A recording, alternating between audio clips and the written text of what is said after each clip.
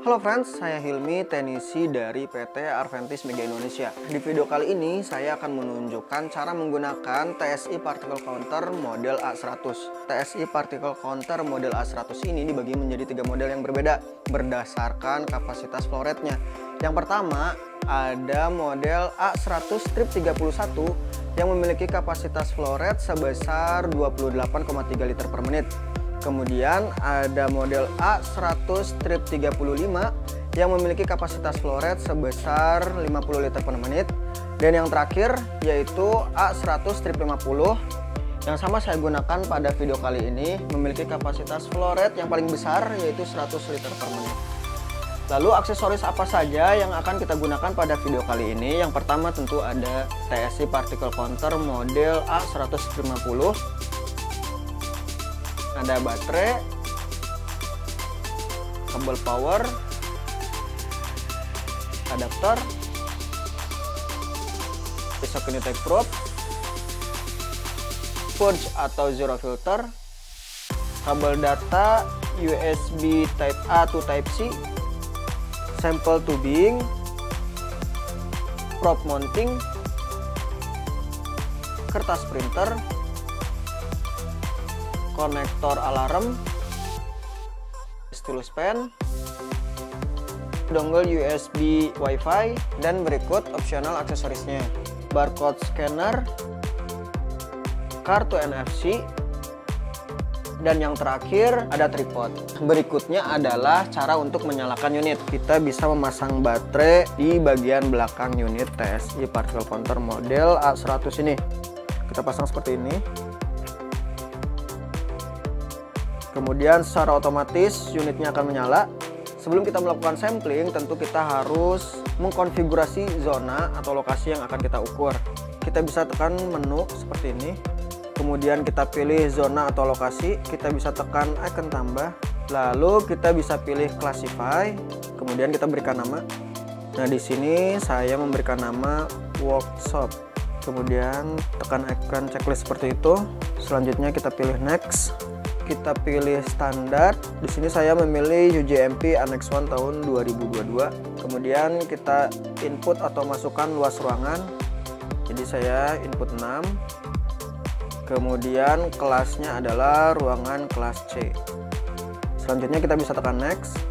Untuk waktu sampling, alat ini akan menyesuaikan dengan standar dan kelas ruangan yang sudah kita pilih sebelumnya.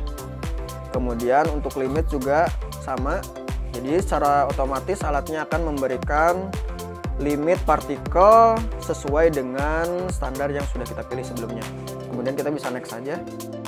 Nah, ini adalah tampilan jumlah minimum lokasi yang harus kita sampling dengan ruangan yang memiliki luas 6 meter persegi.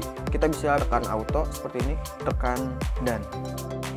Sebelum kita melakukan sampling, sebaiknya kita melakukan zero test. Kita bisa pasang zero filter di atas unitnya seperti ini. Kemudian kita bisa ke tampilan utama.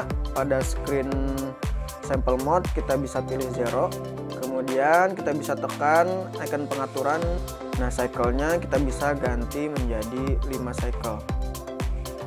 Maka alatnya akan secara otomatis melakukan zero test sebanyak 5 kali 1 menit. Kalau sudah, kita bisa tekan OK. Kemudian kita tekan start.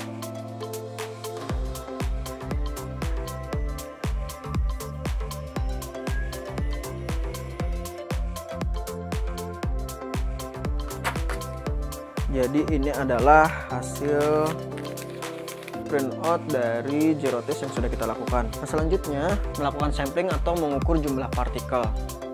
Saya lepas dulu zero test seperti itu. Kemudian kita gunakan probe mounting. Kita pasang tubing, kita pasang pada tripod. Kemudian isokinetic probe kita pasang pada probe mounting seperti ini. Ujung satunya dari selang kita pasang pada TSI Particle Counter. Nah, untuk ketinggian tripod ini kita bisa sesuaikan antara 120 sampai 140 cm dari permukaan lantai.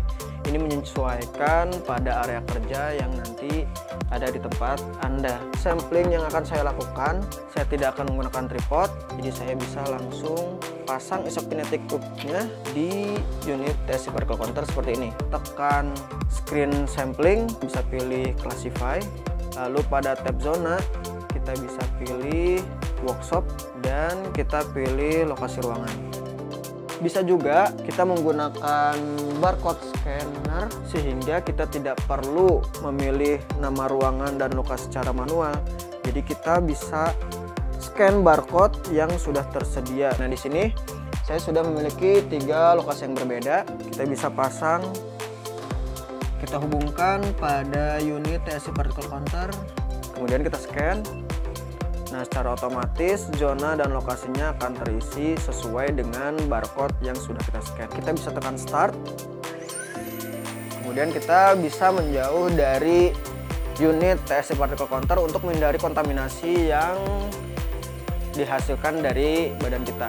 Nah, unit TSC particle counter ini memiliki fitur tambahan berupa LED bar. LED bar ini sebagai notifikasi apakah hasil pengukuran kita memenuhi syarat atau tidak.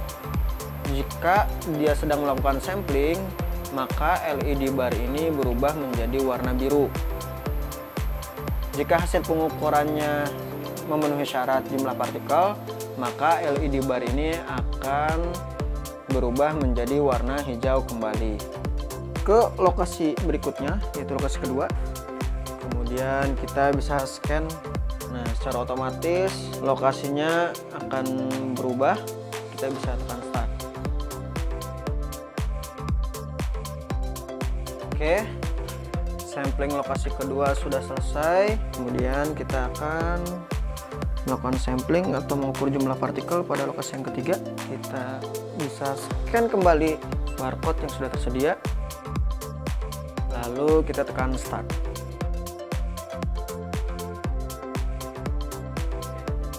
Oke, sampling lokasi yang ketiga sudah selesai.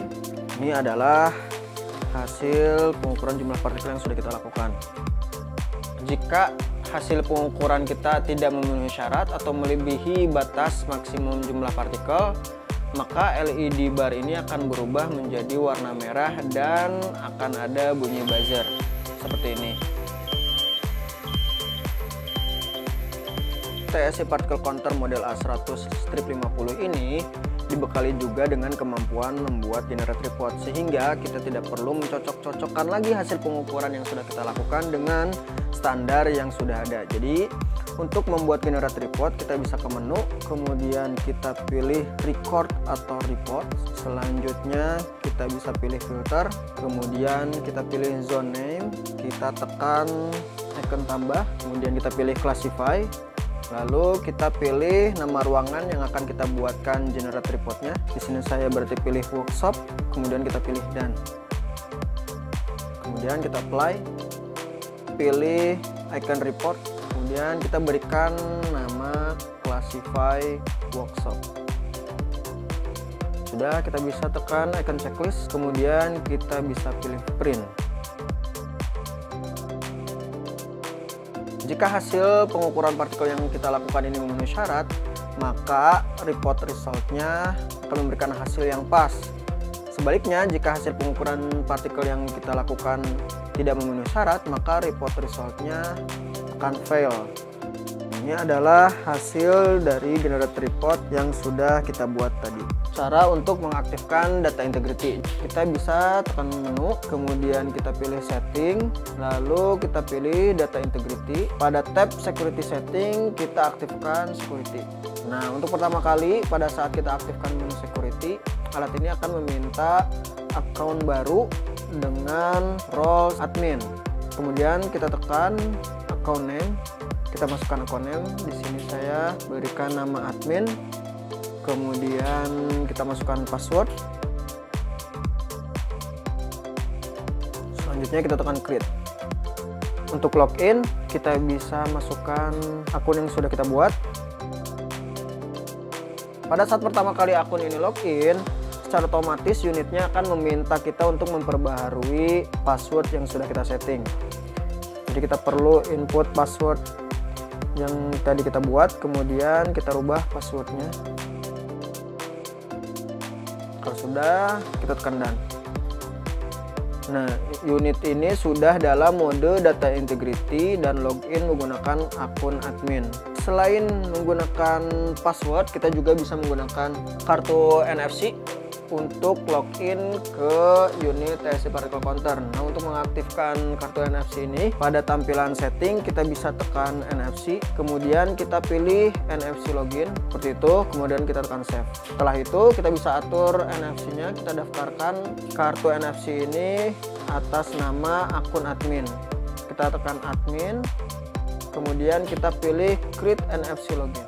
Tap kartu NFC ini di bagian kiri bawah dari unit TSC Particle Counter seperti itu. Kita akan coba login menggunakan kartu NFC. Saya logout dulu dari akun admin. Nah, ini masih kosong.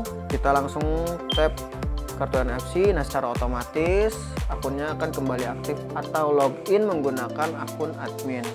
Nah, berikutnya adalah cara untuk menambahkan akun lain pada unit TSC Particle Counter ini. Kita bisa pilih data integrity, kemudian kita pilih manage account. Nah, di sini kita bisa tekan tambah, kemudian pada akun name kita bisa berikan nama. Di sini saya berikan nama Hilmi, kemudian berikan password.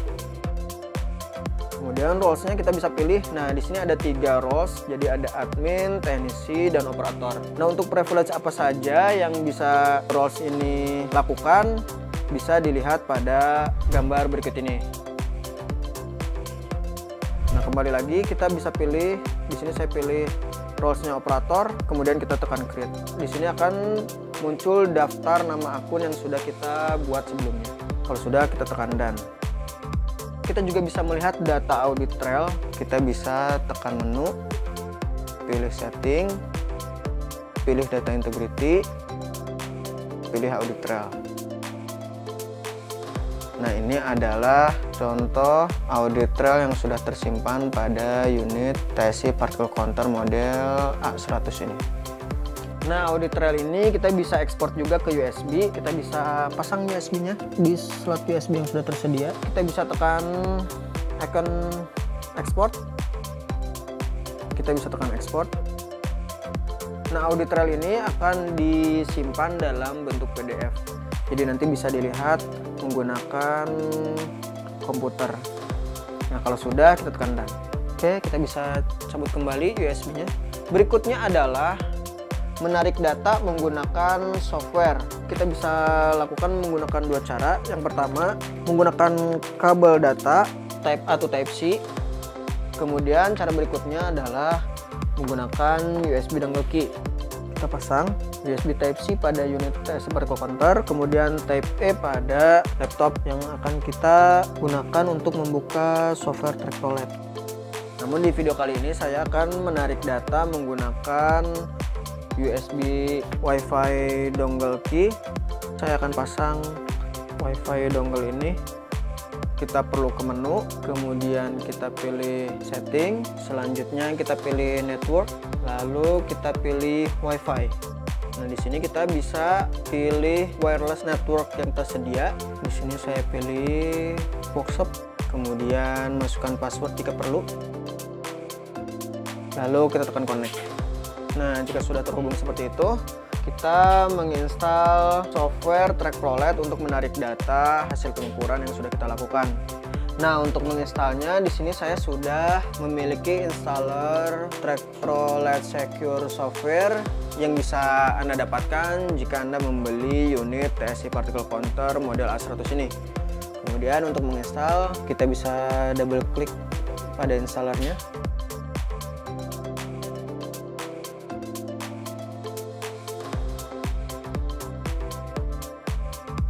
Kemudian untuk membuka software kita bisa double klik.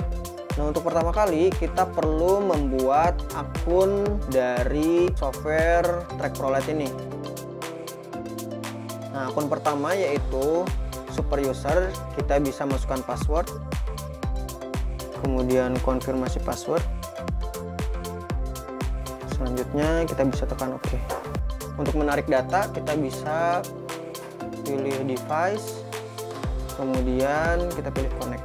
Jika kita menarik data menggunakan kabel data, maka kita bisa pilih USB pada connecting using. Karena di video kali ini saya menggunakan Ethernet atau USB dengan WiFi, maka saya pilih Ethernet. Selanjutnya saya masukkan IP address yang sama dengan IP address pada unit TSI particle counter.